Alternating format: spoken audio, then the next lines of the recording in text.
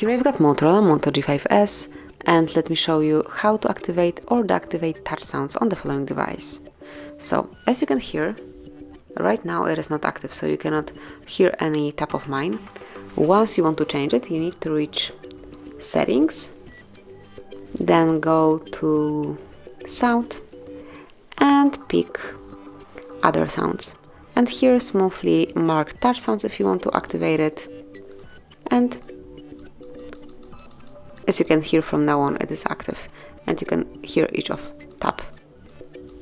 So this is it, that would be all. Thank you for watching. Please subscribe our channel and leave the thumbs up.